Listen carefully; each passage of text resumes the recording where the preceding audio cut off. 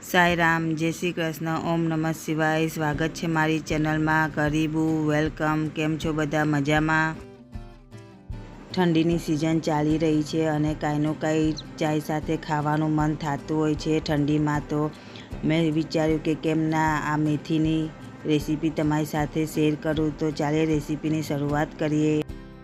એક ખાલી મોટો વાટકો લઈ લો અને તેમાં એક નાની વાટકી ઘઉંનો લોટ લઈ લો।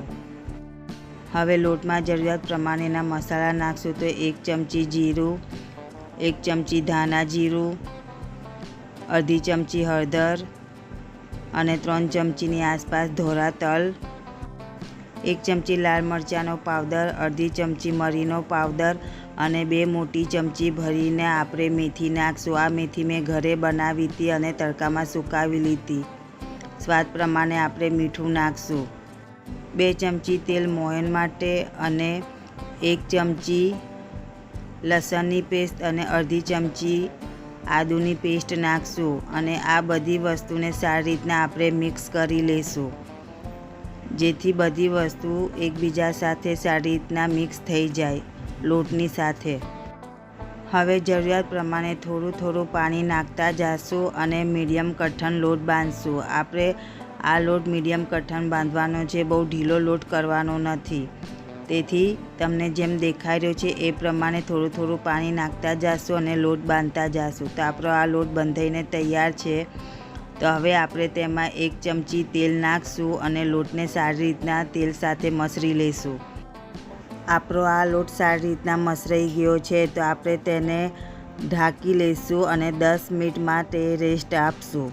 તો ઠંડીમાં તમે પણ આવી રીતના બનાવો મેથીનો નવો નાસ્તો અને એન્જોય કરો। 10 મિનિટ રેસ્ટ આપ્યા પછી આપણે લોટને સારી રીતના મસળી લઈશું। હવે જેમ દેખાડ્યું છે એ પ્રમાણે આપણે લોટમાંથી નાના નાના લુવા કરી લઈશું। બધા લુવા આપણે નાના નાના કરશું, મોટા કરશું નહીં। હવે આપણે એક લુવો લઈ લઈશું અને હાથની હથેળી અને આંગળીને અંગૂઠાની મદદથી આપણે તેને પૂરીનો આકાર આપી લઈશું। જેમ દેખાડ્યું છે એ પ્રમાણે આપણે તેને પૂરીનો આકાર આપી લઈશું। હવે આપણી પાસે જે કાંટાવાળી ચમચી હોય છે, જેને ફોક્સ કહીએ છીએ, તે લઈ લઈશું અને તેને પૂરીની વચમાં આપણે નાના નાના કાણા પાડી લઈશું, જેથી તે ફૂલે નહીં। તો આપણે જેટલા બી લુવા પાડ્યા છે તેમાંથી આપણે આવી રીતના પૂરી તૈયાર કરી લઈશું। અહીંયા મેં પાટલી અને વેલણનો ઉપયોગ કર્યો નથી। જો તમને પાટલી અને વેલણનો ઉપયોગ કરવો હોય તો તમે કરી શકો છો। તો અહીંયા મેં બધી પૂરી હાથની મદદથી તૈયાર કરી લીધી છે। તો તમને કેવી લાગી અમારી આ પૂરી હાથ વડે કરી છે તૈયાર, તે કોમેન્ટ બોક્સમાં જરૂરથી બતાવજો। હવે આ પૂરી ફ્રાય કરવા માટે તૈયાર છે। ગેસ ઉપર આપણે તેલ ગરમ કરવા રાખી દઈશું અને તેલ ગરમ થઈ જાય પછી ગેસનો ફ્લેમ આપણે ધીમો કરી નાખશું। હવે તેમાં એક પછી એક આપણે જે પૂરી તૈયાર કરી હતી મેથીની તે તેલમાં નાખશું। તેલમાં જેટલી પૂરી સમાય તેટલી પૂરી આપણે ફ્રાય કરવા માટે તેલમાં નાખશું। તેનાથી વધારે પૂરી આપણે નાખશું નહીં।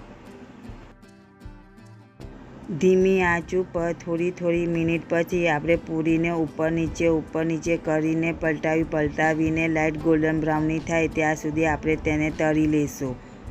અહીંયા પૂરીને તળાતા 5 થી 6 મિનિટ થતી હોય છે અને ગેસનો ફ્લેમ પણ આપણે ધીમો રાખવાનો છે। જો આપણે હાઈ ફ્લેમ પર પૂરીને તળશું તો તે અંદરથી કાચી રહેશે અને ઉપરથી કડક થઈ જશે। તેથી ગેસનો ફ્લેમ ધીમો રાખવાનો છે અને તેના પર આપણે પૂરીને સારી રીતના કડક થાય ત્યાં સુધી તળી લેવાની છે। તો આપણી આ પૂરી લાઇટ ગોલ્ડન બ્રાઉનની તળાઈ ગઈ છે। તો હવે આપણે તેને તેલમાંથી કાઢી લઈશું અને કાનાવાળા ચાનામાં રાખી દઈશું, જેથી વધારાનું તેલ નીકળી જાય।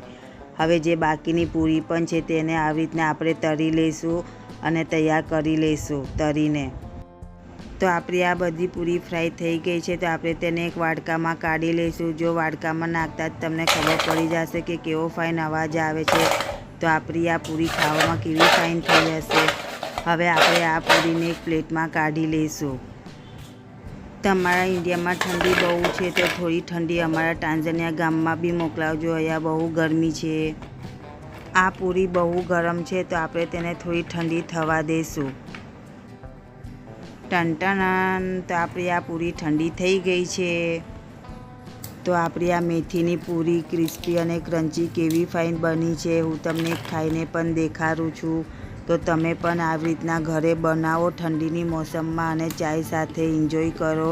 તો તમને મારી આજની રેસીપી કેવી લાગી તે અમને કોમેન્ટ બોક્સમાં જરૂરથી કહેજો અને સગા સંબંધીઓને શેર પણ કરજો, લાઈક પણ કરી દેજો અને મારી ચેનલને સબસ્ક્રાઈબ કરવાનું નહીં ભૂલતા. ટાટા, હું જાઉં છું. ફરીથી મળશું નવી રેસીપી સાથે એક વાહેરી.